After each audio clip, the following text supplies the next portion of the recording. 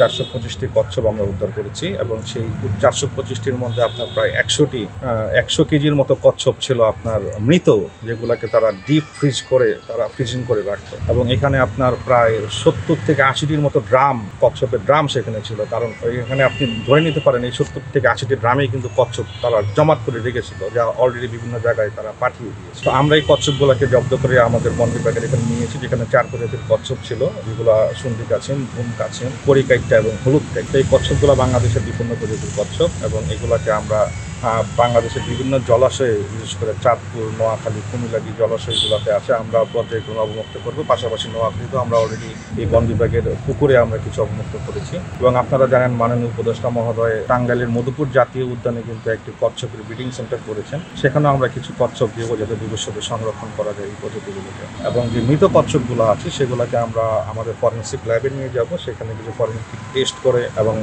এইগুলোকে আমরা পরবর্তীতে টেক্সিডার্মির আওতায় নিয়ে আসবো। কচ্ছপ ধরা হয়েছে এগুলা গতকাল রাতে 11টার সময় গোপন সংবাদের ভিত্তিতে আমরা খবর পাই যে নোয়াখালী জেলা বেগমগঞ্জ উপজেলার চৌমোহনী পৌরসভার 7 নম্বর ওয়ার্ডে একটা মন্দিরের পাশে একটা পরিত্যক্ত ঘরে কিছু কচ্ছপ অনেকগুলো জায়গা থেকে জড়ো করে এনে রাখা হয়েছে, হয়তো পাচারের উদ্দেশ্যে। এই জন্য আমরা পরবর্তীতে আমাদের উপকূলীয় বন বিভাগ নোয়াখালীর নেতৃত্বে একটা অভিযান পরিচালনা করা হয়। পাশাপাশি অভিযানে বন অধিদপ্তরের বন্যপ্রাণী অপরাধ দমন ইউনিটের সদস্যগণ স্বাস্থ্যকর অল টাইম হানিকম, সব সময় অল টাইম হেলদি লাইফ এবং স্থানীয় স্বেচ্ছাসেবী সংস্থার সদস্যগণ উপস্থিত ছিলেন। তো সেখানে আমরা 425টি কচ্ছপ উদ্ধার করি, এর মধ্যে 325টি জীবিত ছিল এবং 100টি মৃত ছিল। এবং এগুলো ঊর্ধ্বতন কর্তৃপক্ষের নির্দেশনায় পরবর্তীতে আমরা এখানে আমাদের জলাশয়ে কিছু অবমুক্ত করছি, আর পাশাপাশি আরও দেশের অন্যান্য বিভিন্ন জলাশয়ে এগুলো অবমুক্ত করা হবে পর্যায়ে। আসলে স্পটে আসলে কোনো কাউকে পাইনি, আমরা শুধু এগুলোই পেয়েছি, কাউকে পাইনি। তবে পিওআর বন মামলা প্রক্রিয়াধীন আছে, আমরা এটা তদন্ত করতেছি। তদন্ত করে আমরা দোষী সাব্যস্ত করে আমরা একটা মামলা অলরেডি প্রক্রিয়াধীন আছে।